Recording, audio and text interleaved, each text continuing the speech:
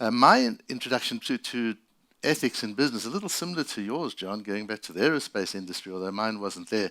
I was in my 20s working for a commodity trading company here in South Africa. It was called, at that time, Raffaelli's International, working for a man called Rudolf Raffaelli. We had put together a consortium of coal mines, and we were bidding for an enormous coal project to supplying coal from South Africa to South Korea. And South Korea at that time was just at the beginning of its growth, and we knew what was coming. We knew the industrial growth that was going to take place there. And this contract was very important, not just for my company, but it was really important for South Africa. Richards Bay was in its early years, and this was going to be an important part of the flow through Richards Bay, and this coal was going to go to Korea, and it was a 10-year contract, really important. They asked me to go and do the deal. I was in my 20s. And the reason they asked me is because it was a no-brainer. Our coal was the cheapest, it fitted all the specs, we could meet all the delivery requirements, and through our business intelligence, we knew we were the only suppliers that could do that. So really all I had to do was go, wait for them to open the tenders, see the price, give the tender to us, and then attend the signing function and come home. That's all I had to do. When I got to Korea, I was told that one of the first things I needed to do was to appoint an agent who would take care of all the payments that had to be made. I said I wasn't aware of any payments that had to be made. I can take care of my own hotel, didn't need an agent for that. What other payments had to be made? And they said, well, you don't understand how business takes place in Korea. There are many people who have to be paid if you want this business. I said to them, I don't think you understand. You can't not give us the business, because you would be doing a disservice to your own nation. Nobody else can provide you with what South Africa can. And they said, no, it's you who don't understand. We don't care about the price. You either do it our way or you don't get the business. And I said, let's see on tender day. This is public tender, let's see. And I sent a telex in those days, that's all they had, to say, everything looks okay, we're the cheapest, checked out, everything's in place, the tender will be open tomorrow. The tender was opened and we lost the business. And we were told that we were going to be shown how you do business in Korea. And that was an interesting moment, and I will never forget the flight back to Johannesburg. It was the longest flight I've ever taken.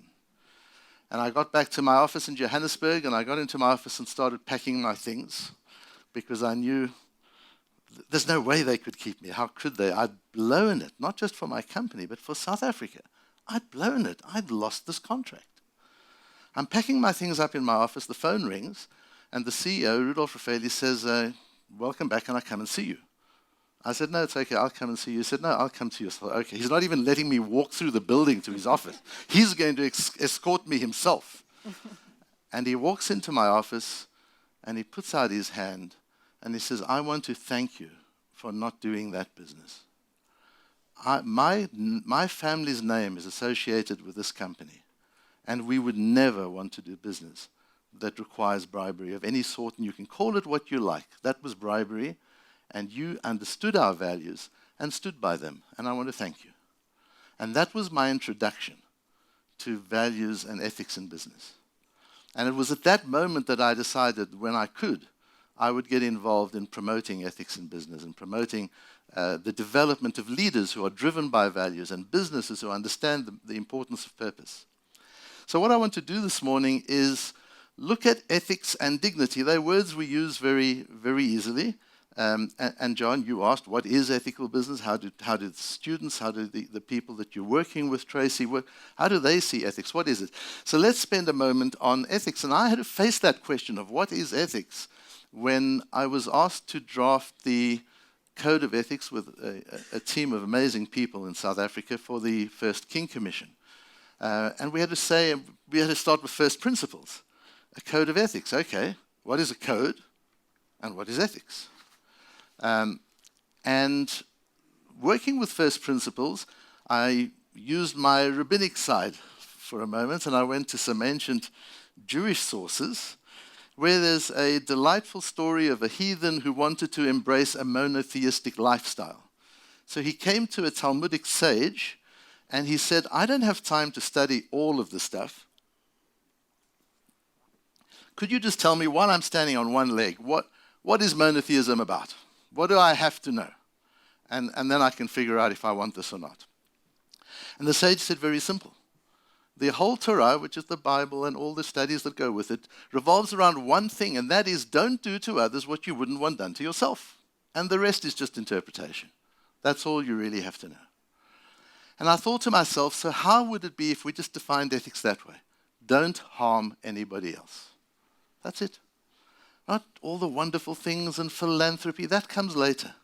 If we could just get to a base level of don't harm anybody else, what would that look like? And then we started moving into, so what does it mean for a business? So we look at a business and we say, and if you look at the original Code of Ethics, and I don't know if it's still in the King Commission, but it's probably in some iterated form, what we then did was broke it into the stakeholders of business and said, who could potentially be damaged in business? And we figured there are 4 stakeholders, 4 people, 4 entities that are at risk in a business. There are the shareholders who've invested capital. There are the employees who are investing their time and talent and skills. There are customers who buy the products. And there are the communities in which we operate.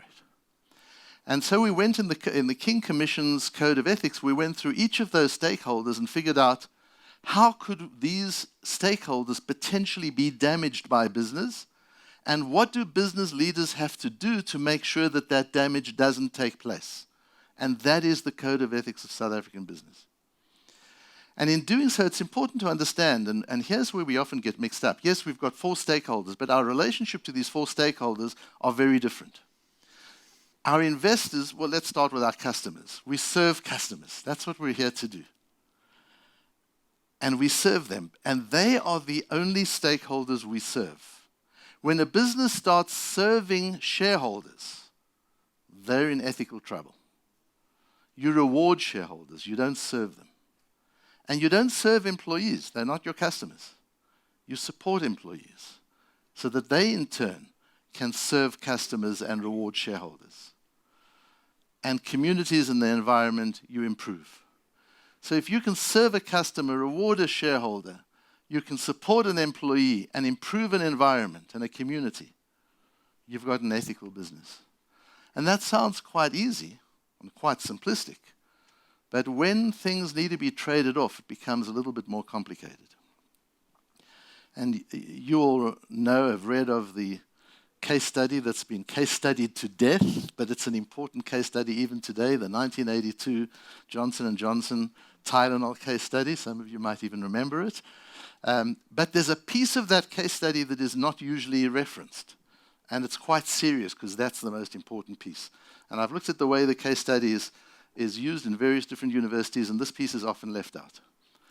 So in 1982, about 50 people died from taking Tylenol in the Chicago area. And the leadership at Johnson & Johnson didn't know at that stage. Were they being tampered with? Was there something wrong in the production? They just didn't know what was happening, but people were dying really fast. And they had to make some quick decisions. And the decision they made was to pull Tylenol off the shelves throughout the world. At that point, they had 35% of that market, of the whatever that market is called. They had 35% of it.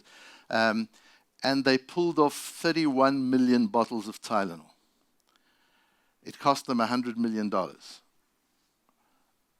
What isn't referenced in that case study often are the minutes and the tape recordings of the board meetings where that decision was made. And what's interesting, ladies and gentlemen, that decision was made with the expectation that Johnson & Johnson would go out of business.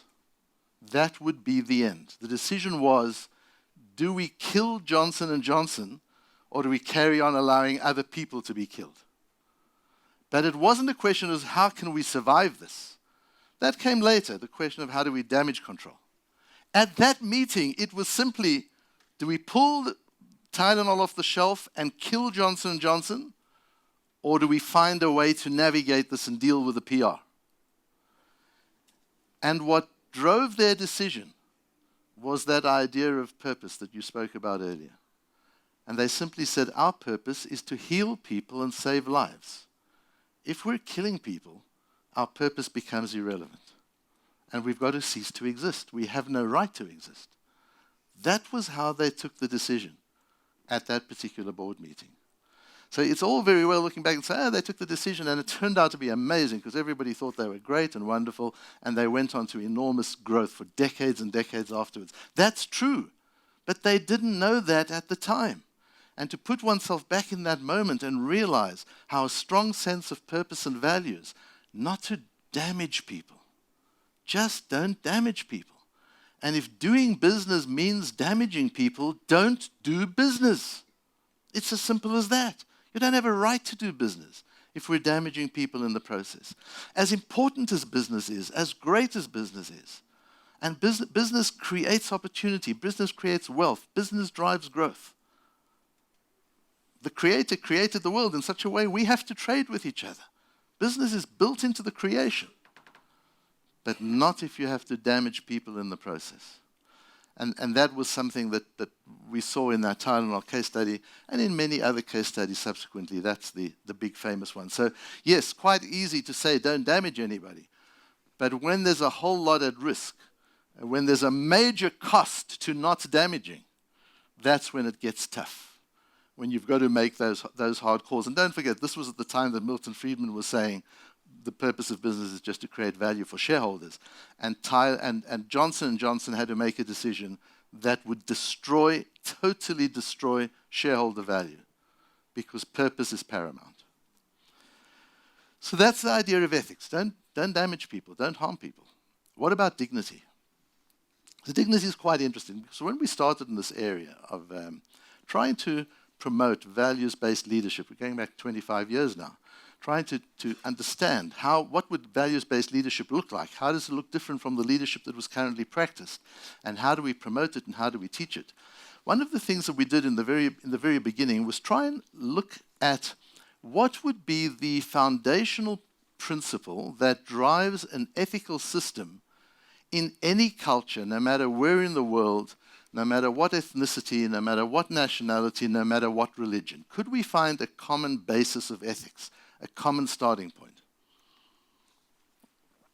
And I thought there were two ways to go about that. The one would be to do a massive research campaign and send out questionnaires and focus groups around the world in all sorts of different cultures. We didn't have the funding for that.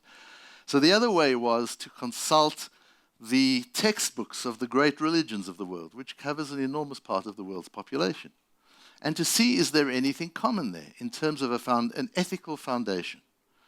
And we found, of course, there is. Love your neighbor as yourself appears in every religious text, in every spiritual text, in one form or another. Because without that, ethics doesn't start. If you don't love your neighbor at least as yourself, then why would you put their interests before yours? Why would you not harm them if it was in your interest to harm them? The only reason you might not harm somebody else is either for self-interest, you believe in the long term it's good for you too, or you believe in an ethical system where you don't harm other people because you love your neighbor as yourself. But when we studied that a little bit further, I figured, yes, love your neighbor as yourself, but what's interesting is in all these religious texts, there's the as yourself piece, which seems to cap how much you can love somebody else. Love your neighbor, not more than yourself. Why not? Wouldn't that be a great religion to say, love your neighbor even more than yourself? Imagine what a world that would be. Yeah, it would be a great world, except it's utopia. It can't be. Because in all these religious and spiritual texts, there's an understanding. The human being is not capable of loving somebody more than themselves. So if I were to ask you now, so what is the real foundational principle of ethics? Now, what would you say? I'm asking you, this is a real question. Love yourself. That's where it starts. Because if you don't value yourself, how can you even begin to value other people and to promote other people and to care about other people? And so valuing yourself becomes important. And then I started going into the question of, so what is there about me to value? Me and me and me, 7 billion people in the world. What is it that each one has that is valuable? And Economics 101, for value, there has to be something of low supply and high demand. That's what value is. So I've got to say about myself, if I'm going to value myself, I must be in low supply and high demand. Why? Because I and each I in the world can do something for others that nobody else can. And I suggested and proposed, and have done so ever since, that is the foundation of ethical leadership, and that is the foundation of values-based leadership. That is the foundation of ethics. If you don't believe that there's something you can do for others that nobody else in the entire world can do as well as you, then what's there to value about yourself? What's so valuable about you? There are others like you. You're not indispensable. You're just a human resource. What is there to think so specially about yourself? And if you don't value yourself, you can't value others.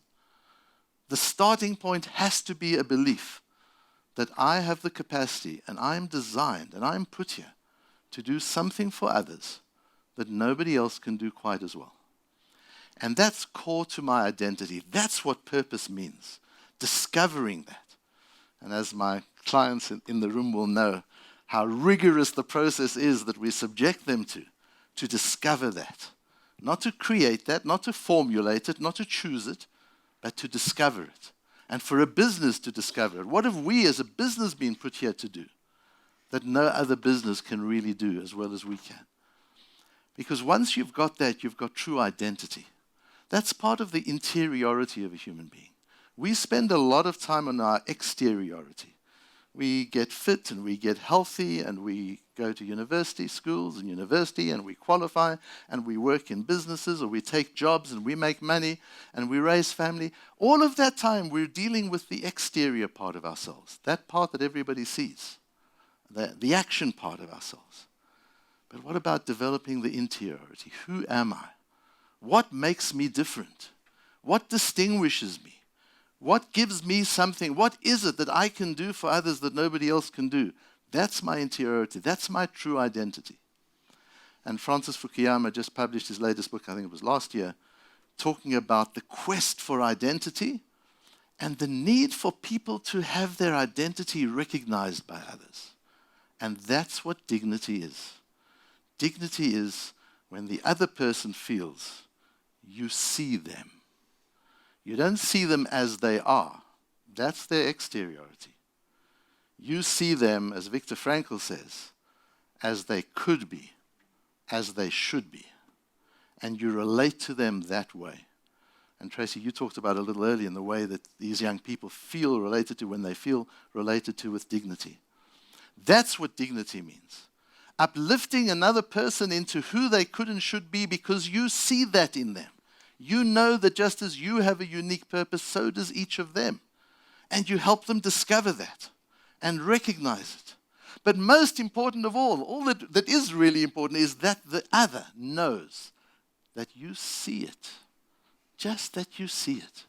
That they're not just another data point, another statistic, but they're another, if you are a person of faith, they're a creation of God.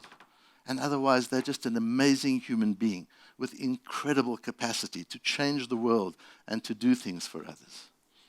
In one of my very first engagements was experimental. We were just trying and playing around, and JCI at the time gave me the opportunity to experiment in JCI, which was an amazing opportunity.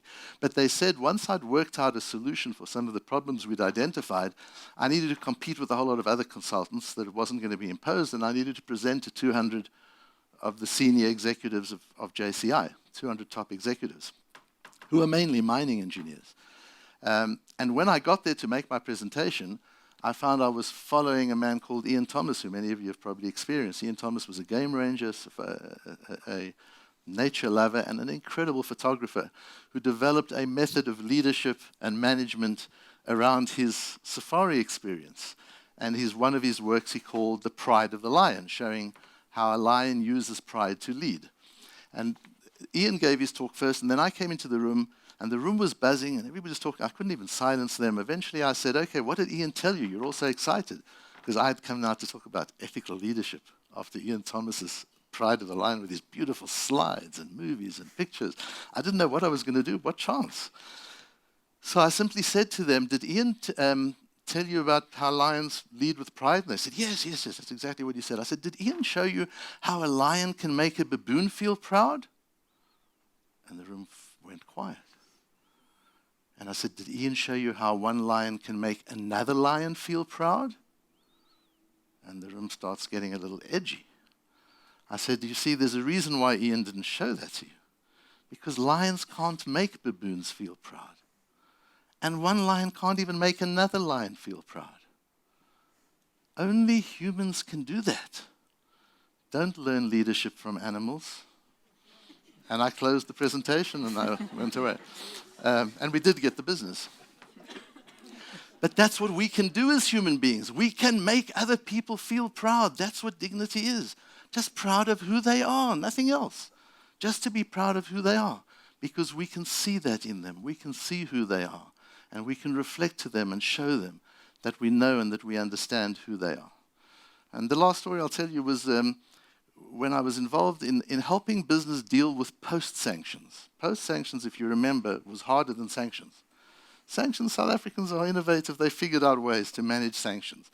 But then all of a sudden, the United States Congress removed sanctions, and the next day, the world's market started opening up, and competitors came from all over the world into South Africa. South African business was incredibly unproductive and inefficient because it didn't have to be efficient.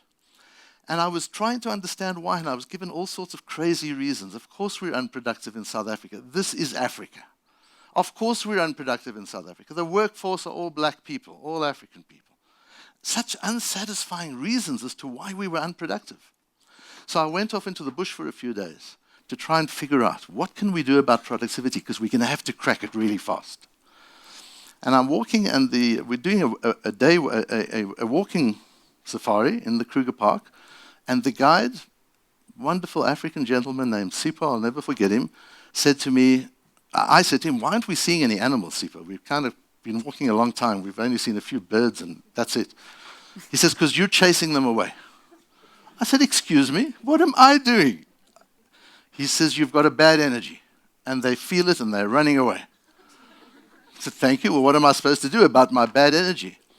He says, why are you bringing your worries into the bush? I said, because I came into the bush to figure out a problem. He said, what's the problem? I'll figure it out for you. I said, sure, okay. Do you know what productivity means? Well, he didn't know exactly, and I explained it, and he got it. And I said, I'm trying to understand why South Africa is unproductive. He said, and it's taking you so long to figure that out? I said, yes. And I've asked people, nobody's given me a good answer. He says, I'll tell you why. He said, because they don't know how to speak to us. I said, who's they, who's us, and what do you mean? He said, they are the managers, and we are the workers, and they tell us what to do. I said, yes, Sipho, they're running businesses. They've got to tell you what to do. And Sipho said, not in our culture. That's so discourteous. That's so undignified to be told what to do. All you have to do is ask us for help, and we'll give you everything. But don't tell us what to do. And I've realized since then, traveling around the world and teaching around the world, it's not just Sipho, and it's not just Africa. Nobody likes to be told what to do. We accept it in business because we contract for abuse. It's part of the deal. You can abuse me, and as long as you pay me, it's okay. We don't mind being abused, but we would never accept it out of business. We wouldn't come home and tell our wives what to do or have her tell us what to do. That creates conflict. We don't feel good when that happens. But ask for help and I'll do anything. We're all like that. That's human beings. Because that shows dignity. Asking for help means I need you. Telling you what to do means you're a human resource. And if you won't do it, I'll get somebody else to do it. And that's undignified. And so, ladies and gentlemen, if ethics means not harming other people, that means also not harming their dignity. It means also not harming their interiority, not harming the purpose for which they're created, not harming their own sense of pride, which means being able to uplift them, being able to elevate them, being able to talk to people and engage with people in ways that they know you've seen their inside. They know you've seen their soul, and they know that you value them. Thank you.